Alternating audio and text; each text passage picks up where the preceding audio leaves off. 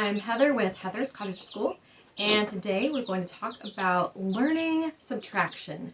So the first step in learning subtraction is first learning addition, which I've put together a video about.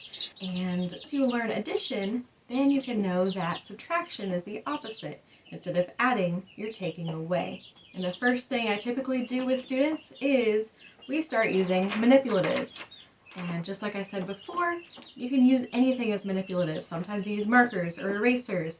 We often like using something like our little diamonds. This is a great way, a great tangible way for them to understand we're taking objects away. So if we have 3 minus 1, I need to start with 3 and I take away 1. How many am I left with? I'm left with 2.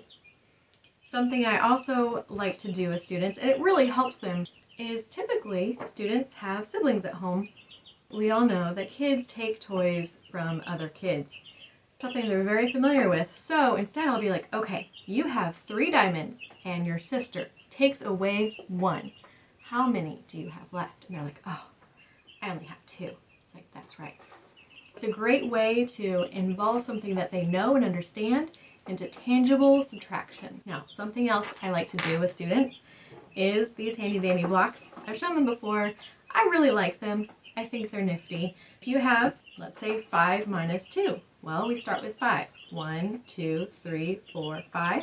Break it off. These are extra. Set them aside. I have 5 blocks. I take 2 away. 1, 2. Take them away. How many are you left with? 1, 2, 3. 5 minus 2 is 3. The last one I want to talk about is hopping.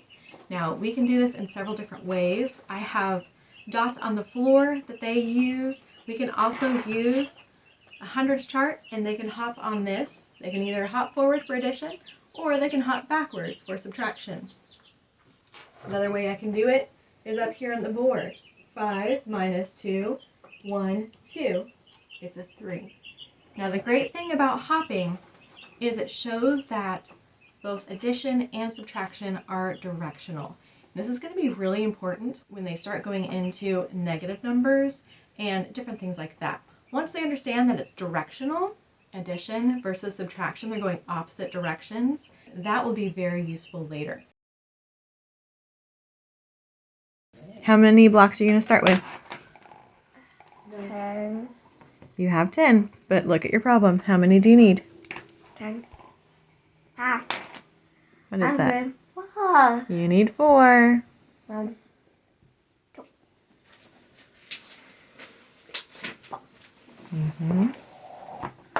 Very good.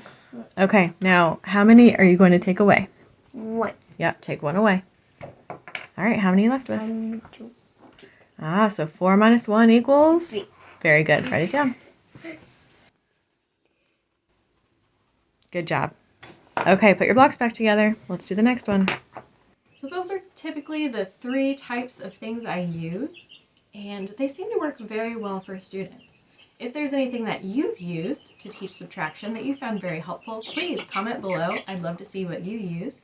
As always, practice makes progress because only Jesus is perfect. I'll see you on the next one. God bless.